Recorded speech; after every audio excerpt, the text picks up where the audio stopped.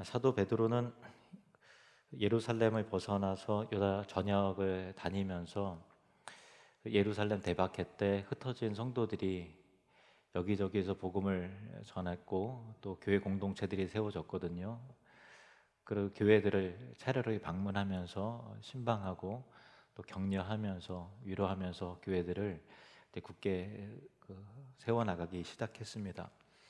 특히 성읍 루다에서 중풍병자로 8년간 누워 있었던 그 애니아를 일으켜 세웠고, 또 욥바의 죽은 다비다를 살린 사건은 부활하신 예수님이 지금도 살아서 역사하신다라는 것을 보여주는 중요한 사건이었습니다.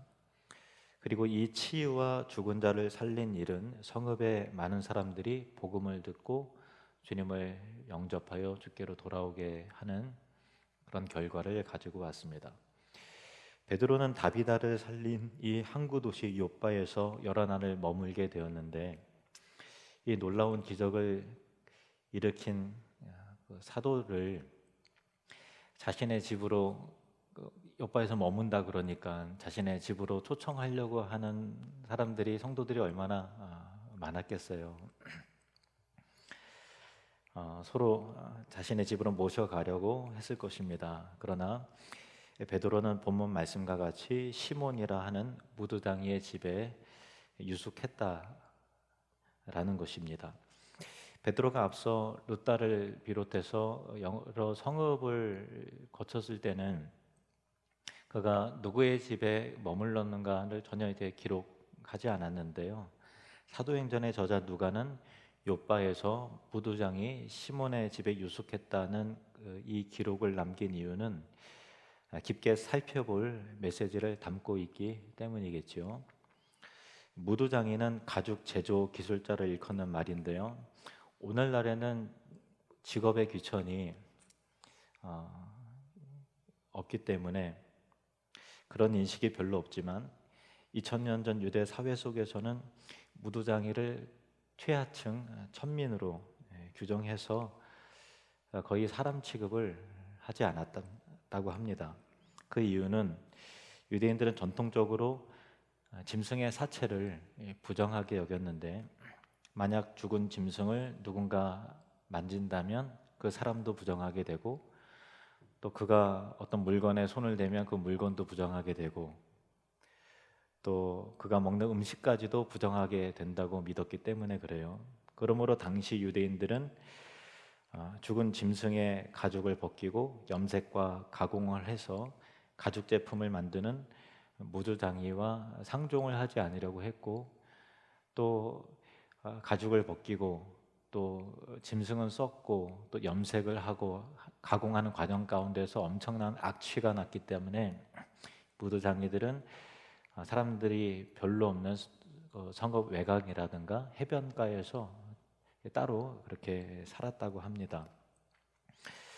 따라서 만일 누군가가 무두장이의 집에서 머문다고 하면 필연적으로 부정한 무두장이와 함께 또 부정한 식사 도구를 사용하여 같이 식사를 해야 되고, 또 무두장이가 덮는 이불을 또 같이 덮어야 되고, 또 무두장이의 부정한 그가 닿는 것은 다 부정한 거니까 부정한 수건으로 또 몸을 닦고 얼굴을 닦고 해야 됐기 때문에 일반적인 유대인 사고를 가진 사람은 무두장이의 집에 머문다는 것은 스스로를 부정한 사람으로 고립시킬 결단, 각오를 하지 않으면 안 되는 있을 수가 없는 그런 일이었습니다. 베드로가 자신을 모시려는 욥바에 많은 그리스도인들의 청을 마다하고 사람들이 근처에 가는 것조차 꺼리는 무두장이의 집에서, 그것도 하루가 아닌 여러 날을 유했다, 묵었다라는 것인데, 그 이유가 무엇이었을까요?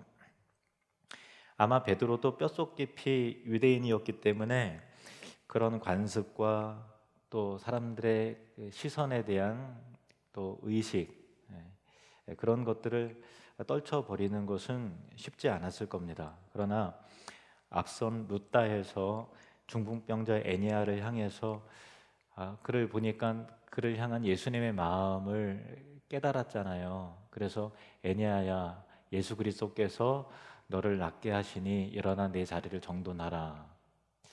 그냥 이 사람을 고치고 싶다는 자기 마음이 아니라 예수님의 뜻이 어디 있는가를 늘 살폈던 베드로였기 때문에 예수님이 이 애니아를 지금 고치시려고 하시는구나, 나를 통해서 그렇게 역사하길 원하시는구나라고 하는 주님의 뜻에 관심을 두고 또 선포했던 일이었던 것이죠. 그리고 욥바에서도 죽은 다비다를 고칠 때도 예수님께서 회당장 야이로의 딸을 살리실 때 했던 방식과 유사한 방식을 취한 것을 미뤄볼 때 베드로는 늘 예수님의 마음과 예수님의 방식을 마음에 담고 행했음을 알 수 있습니다. 이처럼 욥바에서 여러 날 머물기 위해 무두장이 시몬의 집에 들어가 그와 함께 유숙하기로 결정했을 때도 틀림없이 베드로는 먼저 이 상황 속에서 예수님이라면 어떻게 했을까? 예수님이라면 어떻게 했을까? 이렇게 생각하고 결정하지 않았을까 추측해 보는 것입니다. 예수님은 당시 사람들이 죄인이라 여겼던 세리와 창녀 같은 사람과 함께 식사하고 또 어울리기를 마다하지 않으셨죠. 그래서 바리새인들과 또 서기관들은 죄인들과 세리와 함께하는 예수님을 그들의 친구다라고 비방했던 것입니다. 여리고에 들어가셨을 때도 사람들이 상종하기 싫어하는 그런 세리장 삭개오가 돌 감람나무 위에 있는 것을 보시며 삭개오야 속히 내려오라, 내가 내 집에 유하여야 하겠다 하신 일을 베드로는 기억했을 것입니다. 그때도 사람들이 수군거리기를 저가 죄인의 집에 간다 이렇게 웅성거렸을 그런 상황에 예수님은 전혀 개의치 않으셨죠. 그런 모든 것을 베드로는 기억했을 것입니다. 예수님은 당시 유대 사회의 신분과 계급과 관습에 구애받지 않으시고 누구에게나 다가가셨습니다. 사회 근간과 질서를 무너뜨리셨다는 것이 아니라 인간의 죄성과 또 모순이 만들어 놓은 신분과 관습과 의식에 얽매이지 않으셨다라는 것입니다. 당시 유대 사회 속에서 무두장이를 천한 사람으로 보았다는 것은 인간의 이중성과 자기 모순을 보여주는 일이었는데요. 왜냐하면 무두장이는 부정하다, 그가 손대는 것도 부정하다라고 여기면서 무두장이의 손으로 만든 가죽 제품은 아주 귀한 것으로 여기고 소중하게 생각을 했기 때문에 가죽 제품은 고가에 거래되고 그렇게 했거든요. 과거에 우리나라도 백정, 즉 푸주간에 소와 돼지 같은 가축을 잡는 사람을 인간 이하로 취급하지 않았습니까? 우리말에는 엄연히 존댓말이 있는데 나이가 적은 사람은 자기보다 나이가 많은 사람에 대해서 무조건 존댓말을 사용하는 것이 우리의 관습이고 윤리인데, 그러나 백정에게는 어린 나이라도 반말을 했다고 합니다. 이것은 가축을 도살하는 백정은 우리와 같은 이 동류로서의 인간이 아니다라는 사회적 통념의 한 단면이었죠. 그렇다고 우리나라 사람들이 쇠고기나 돼지고기를 싫어했느냐라고 하면 오히려 정반대였죠. 고기는 이제 곧 설날인데 설날이나 추석 같은 그런 잔칫날이나 되어야 간신히 먹을 수 있었고, 또 귀한 손님을 대접할 때 내오는 아주 귀한 음식이지 않았습니까? 이처럼 소를 잡는 백정은 인간으로 보지 않았으면서도 그러나 그가 잡는 쇠고기는 최고로 좋아하는 자기 모순이 인간에게 있는 것입니다.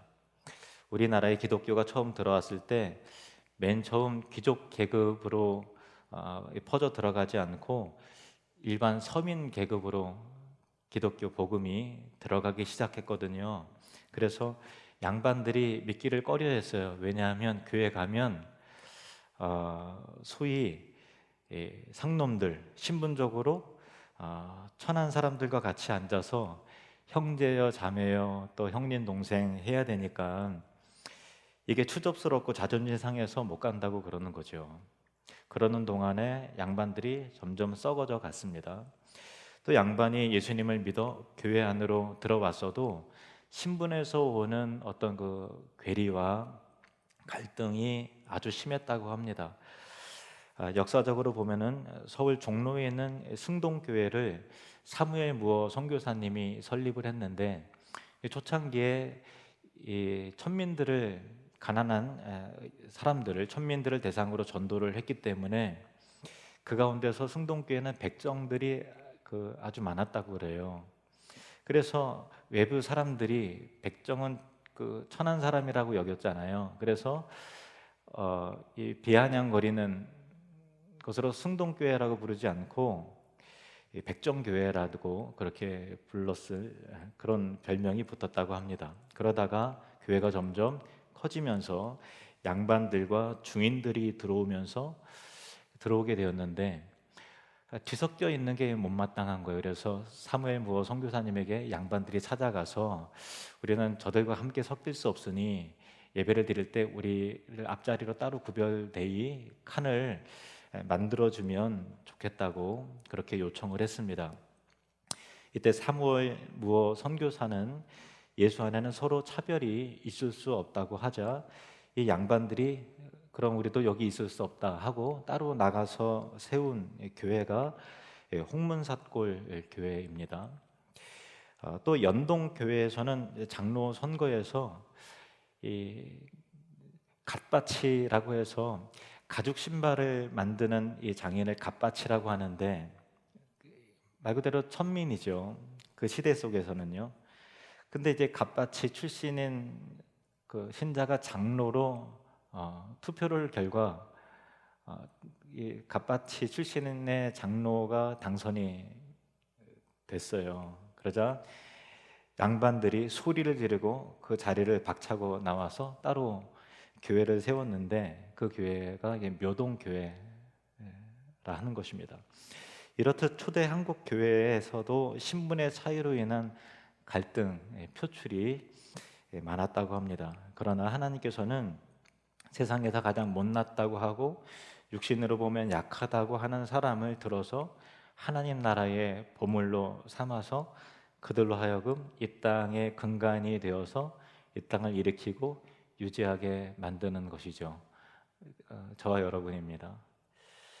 우리나라 양반들이 신분과 자존심 때문에 초창기에 복음을 잘 받아들이지 못했고, 교회 안에서도 또 교회 안에 들어온다 하더라도 갈등이 있었지만, 하나님의 은혜로 복음 안에서 자신의 그 이중성과 자기 모순됨을 깨닫고 새로운 질서 안에서 사람을 신분이나 출신이나 배경으로 평가하는 것이 아니라 그 사람의 존재 자체를 그리스도 안에서 귀하게 여기면서 하나님 나라의 새로운 질서 안에서 새롭게 변화해 나가게 되는 일들도 또한 많이 있었습니다.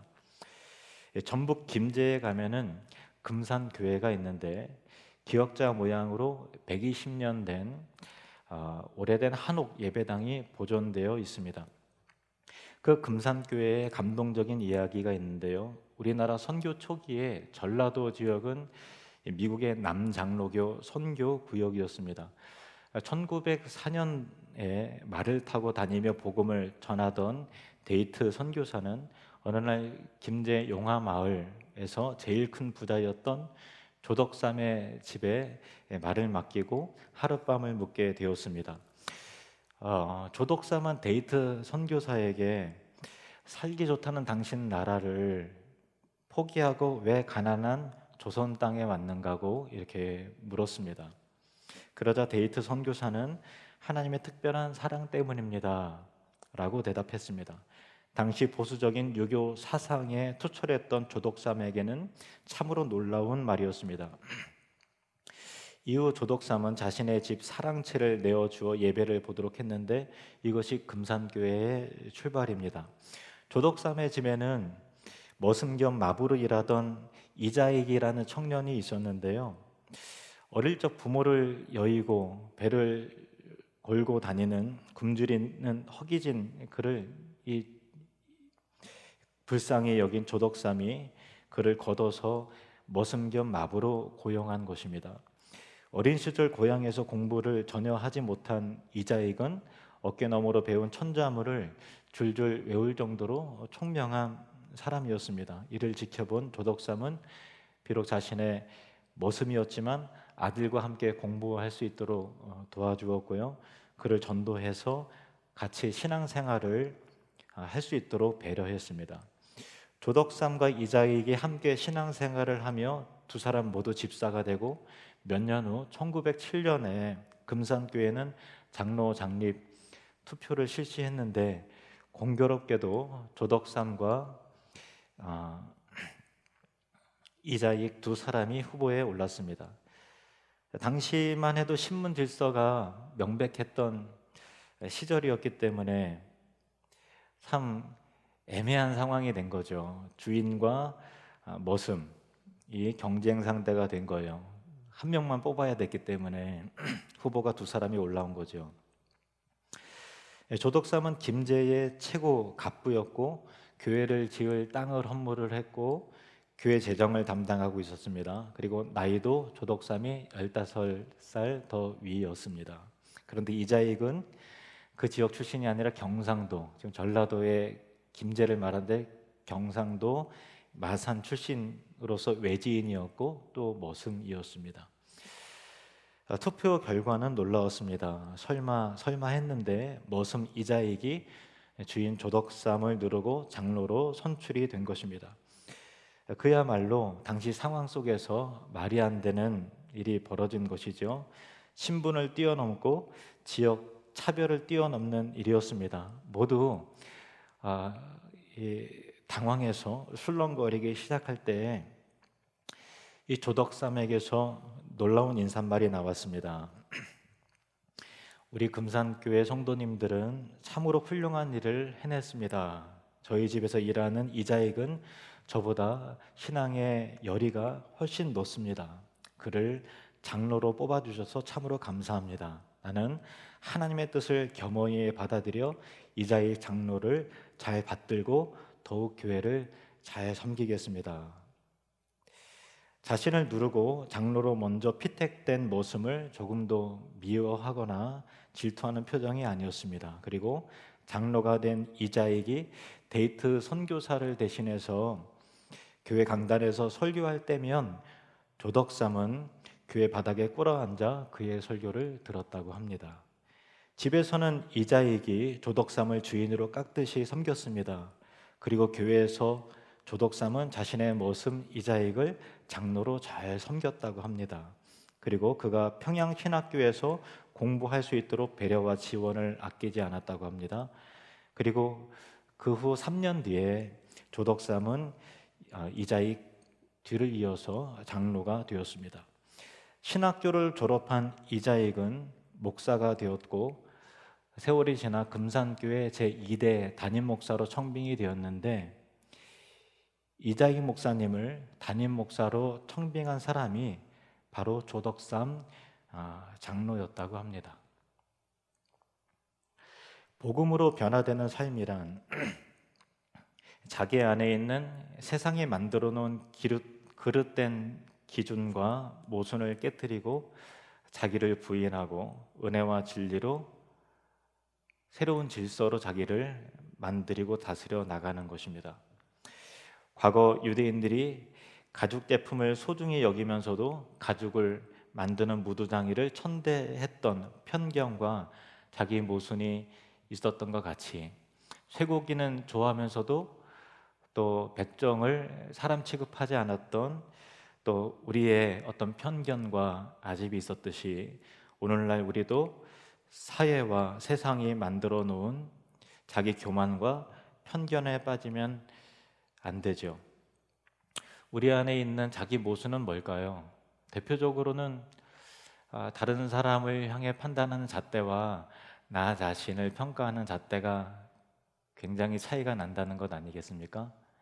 그렇죠. 같은 잣대로 그렇게 보는 사람은 없어요. 저도 여러분도 우리 모두도 이런 자기 모순이 있지요. 그리고 이런 다른 잣대를 갖게 하는 것 중에 대표적인 것은 정치인 것 같아요. 제 생각입니다. 좌측이든 우측이든 한번 어떤 극단적인 입장에 서서 정치의 안경을 끼고 나면 그 방향에서 모든 것을 다 평가해 버리기 때문에 사람도 그 잣대로 평가를 하고, 그래서 어느 진영이냐에 따라서 잣대를 서로 달리하고 비방하는 자기 모순에 쉽게 빠져 버리게 되는 것이죠. 우리 예수 믿는 사람은 그 마음 안에 복음의 신념보다 더 강한 신념이 들어오면 안 됩니다. 우리 예수 믿는 사람은 복음의 신념보다 나를 더 뜨겁게 만드는 어떤 신념이라도 허락해서는 안 되는 거예요. 정치적 관점이 필요하죠. 입장도 필요합니다. 그러나 세상에 하나님의 말씀과 성경의 진리 외에 그 어떤 것도 절대적인 것은 없죠. 인간 스스로가 모순투성이이기 때문에 그렇습니다. 그래서 인간이 만들어 놓은 어떤 제도라든가 그런 모든 행정적인 것은 참 그 한계가 있고, 그것을 행정을 이루는 사람도 또 자기 모순적인 인간이기 때문에 100% 그것을 완전히 진리인 것처럼 신뢰를 하고 지지하면 스스로 자기 모순에 빠져요. 틀림없이 잘못됐는데 계속 옹호를 한다든지, 그런 대로 괜찮은데 계속 나쁘다고 평가를 한다든지, 그렇게 되는 것이죠. 오늘 본문을 다시 한번 읽어보겠습니다. 43절 말씀 시작. 베드로가 요바에 여러 날 있어 시몬이라 하는 무도장이의 집에서 머무니라. 이 짧은 구절은 우리로 하여금 많은 것을 생각하게 합니다. 베드로는 사람들이 갖는 사회 편견과 자기 모순과 신분의 벽을 이렇게 깨뜨리는 것입니다. 용기가 필요했겠죠.